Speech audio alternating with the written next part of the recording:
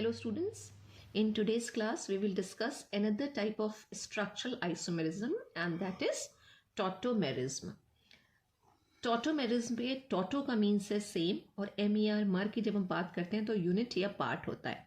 अब इसकी एक प्रॉपर या बुक की डेफिनेशन क्या है जब हम टॉटोमेरिज्म की बात करते हैं तो इसकी डेफिनेशन है कि this isomerism exist due to the oscillation of a monovalent atom और वो मोस्टली आपका क्या रहता है हाइड्रोजन बिटवीन पॉलीवेलेंट एटम्स।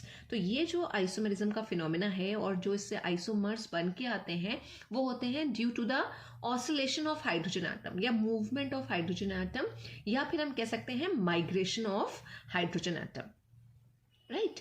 तो हाइड्रोजन एटम जो है उसका टू एंड फ्रो मूवमेंट चलता है और उसकी वजह से अलग अलग स्ट्रक्चर बन के आते हैं और वो जो स्ट्रक्चर बन के आते हैं उन्हीं को ही हम बोलते हैं आइसोमर्स। और जो आइसोमर्स होते हैं तो नेक्स्ट सेंटेंस लिखा हुआ है कि आइसोमर्स एग्जिस्ट करते हैं साइमल्टेनियसली इन इक्विलिब्रियम, यानी अगर हम इक्विलिब्रियम मिक्सचर देखें तो हमें वो दोनों आइसोमर्स मिलेंगे, राइट। इक्विलिब्रियम में एग्जिस्ट करते हैं, इसलिए जो टॉटोमेरिज्म है इसका जब हम दूसरा नाम बोलते हैं तो इसको हम इक्विलिब्रियम आइसोमेरिज्म भी कहते हैं, राइट। कई सारे इसके नाम हैं, एक जो कॉमन नाम देखने को मिलता है वो है कीटो इनॉल आइसोमेरिज्म।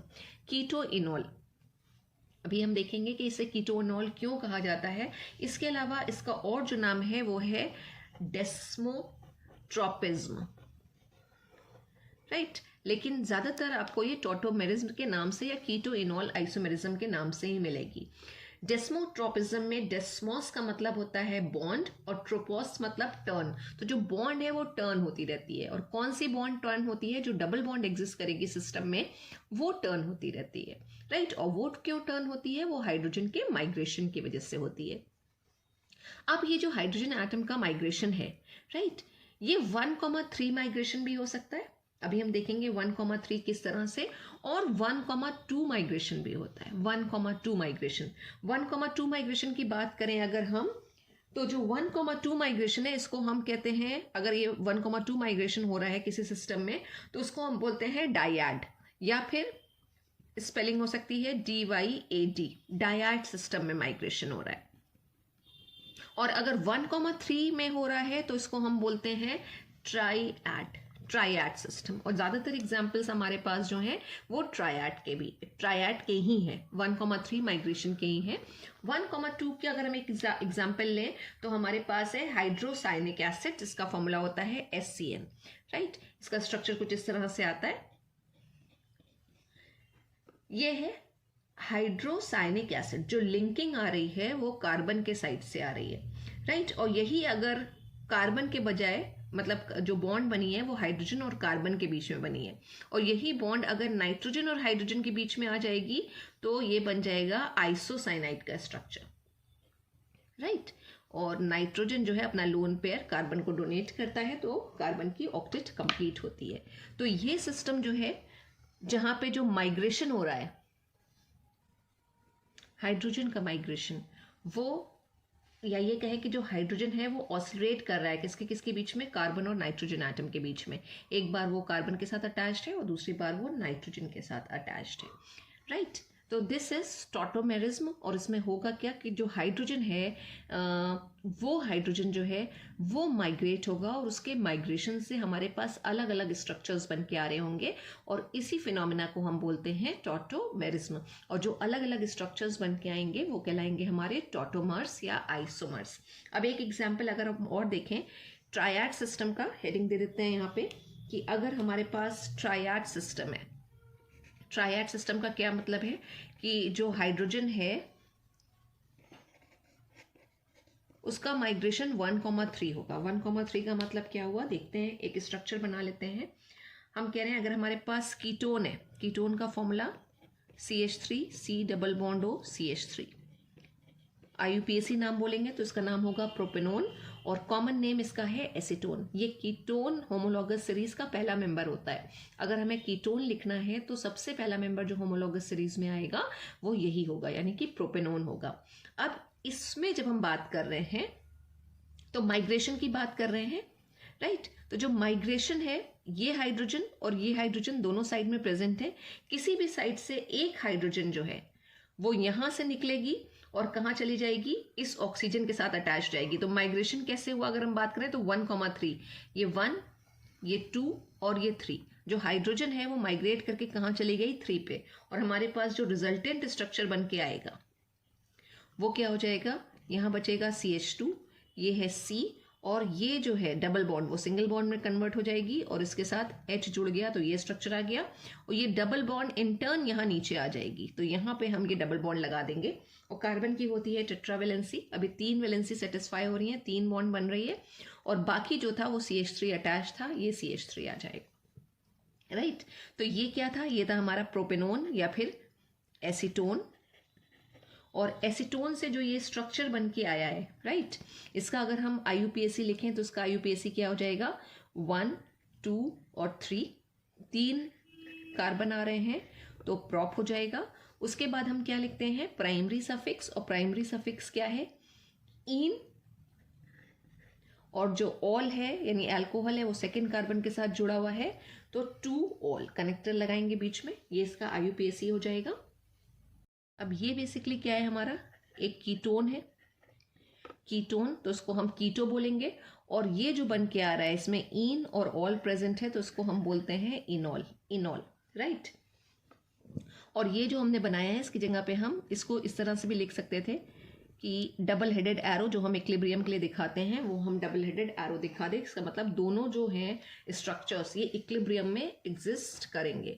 ये हमारा कीटोन फॉर्म है, ये हमारा इनॉल फॉर्म है। एक हाइड्रोजन माइग्रेट हुई किस तरह से, उसको अगर हम यहाँ पे समझ लें तो ये CH3, C, double bond O और CH3, राइट।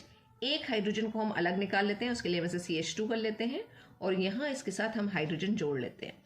ये हाइड्रोजन जो है फर्स्ट से थर्ड एटम पे मूव कर जाएगी, इन टर्न ये डबल बॉन्ड जिस साइड का हाइड्रोजन गया है उस साइड में आ जाएगी, राइट।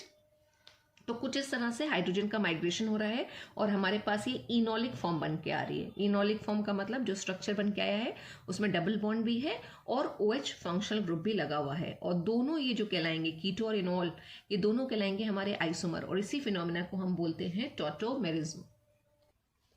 और एक इम्पॉर्टेंट पॉइंट ये है कि जब हम दोनों के परसेंटेज की बात करेंगे कि इक्विलिब्रियम मिक्सचर में दोनों का परसेंटेज किसका ज़्यादा होगा या किसका कम होगा, तो जो कीटो बन के आता है हमारा कीटो फॉर्म, उसका परसेंटेज हमेशा ज़्यादा होता है इनॉलिक फॉर्म से।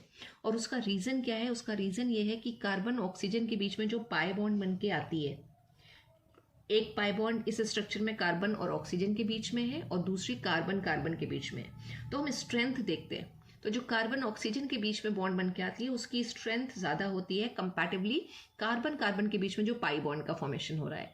और बॉन्ड स्ट्रेंथ को हम कैसे बता सकते हैं, हम बॉन्ड डिसोसिएशन एनर्जी से बता सकते हैं। अगर बॉन्ड डिसोसिएशन एनर्जी ज़्यादा आ रही है तो इसका मतलब बॉन्ड की स्ट्रेंथ ज़्यादा है।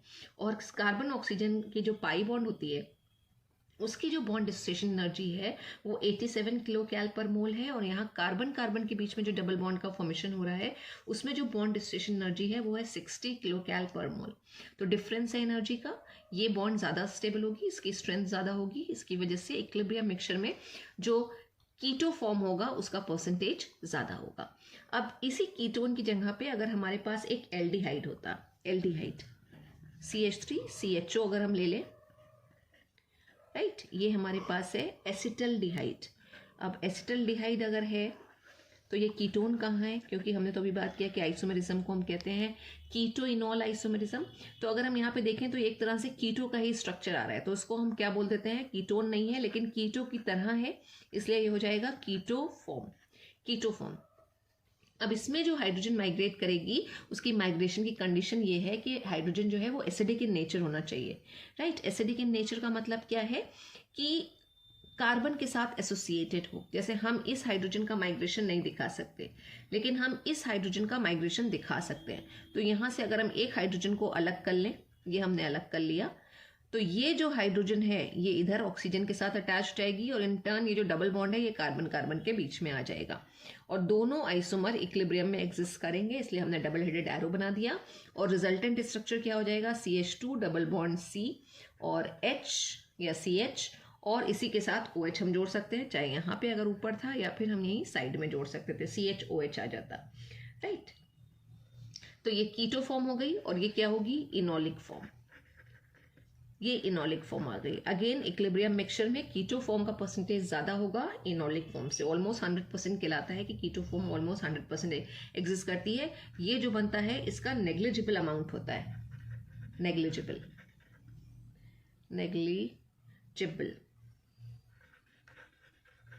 नेग्लिजिबल अमाउंट बनेगा,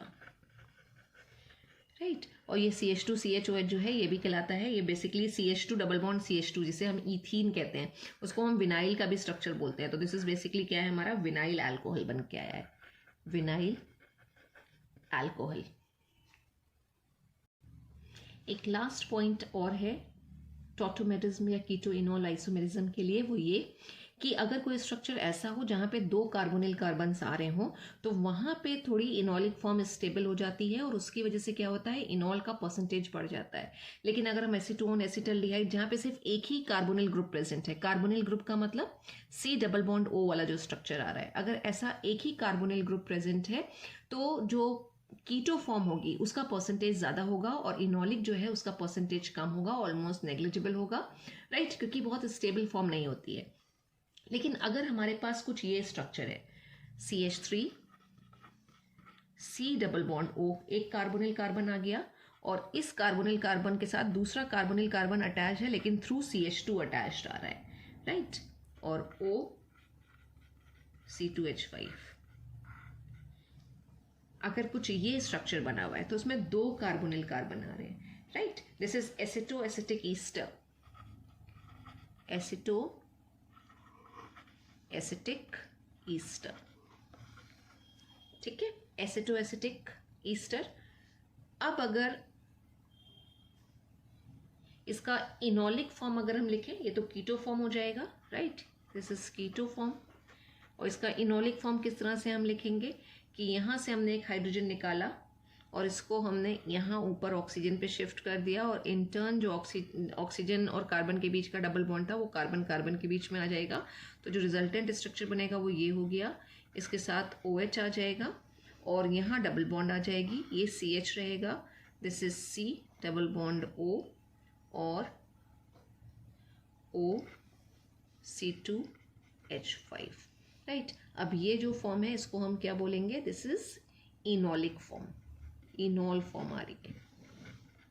अब इसमें इनोल फॉर्म में क्या होगा, बेसिकली हाइड्रोजन बॉन्डिंग हो जाएगी, हाइड्रोजन बॉन्डिंग। ये जो डबल बॉन्ड वाला O है और ये जो हाइड्रोजन है इसको अगर हम बॉन्ड के साथ लिखें तो ये आएगा, ये आपस में क्या करेंगे, हाइड्रोजन बॉन्ड का फॉर्मेशन करेंगे, राइट। हाइड्रोजन बॉन्ड के फॉर्मेशन की वजह से इसकी स्टेबिलिटी बढ़ जाएगी, स्टेबिलिटी बढ़ जाएगी तो इक्विलिब्रियम में इसका परसेंटेज भी बढ़ जाएगा। अब अगर हम इसमें बात करें तो यहाँ कीटो फॉर्म जो है वो 93% है, तो जो इनोलिक फॉर्म है वो 7% है। तो कुछ फैक्टर्स भी होते हैं जो डिसाइड करते हैं कि इक्विलिब्रियम मिक्सचर अगर बनकर आ रहा होगा उसमें इनोलिक फॉर्म कितनी होगी, और वो फैक्टर में से एक हमारा जो है वो है इंट्रामोलिकुलर हाइड्रोजन बॉन्डिंग, दूसरा एरोमेटिक नेचर और तीसरा फॉर्मेशन ऑफ कॉन्जुगेटेड सिस्टम। कई सारे फैक्टर्स लगते हैं लेकिन हमें इतना डिटेल में अभी नहीं जाना है, हमें सिर्फ देखना है कि डेफिनेशन क्या है और क्या हमारे एग्जाम्पल्स हो सकते हैं टॉटोमेरिज्म के। लेकिन साथ ही साथ आपको याद रखना है कि कुछ एग्जाम्पल्स हमारे पास ऐसे भी हैं जिसमें इनोल का परसेंटेज ज़्यादा होता है कंपैरेटिवली कीटो से। एक एसिटल एसिटोन मॉलिक्यूल उसका एग्जाम्पल है जहाँ जो इनोलिक फॉर्म आती है वो अप्रॉक्स 75 to 76% रहती है और रिमेनिंग 25% जो है वो कीटो फॉर्म बन के आती है।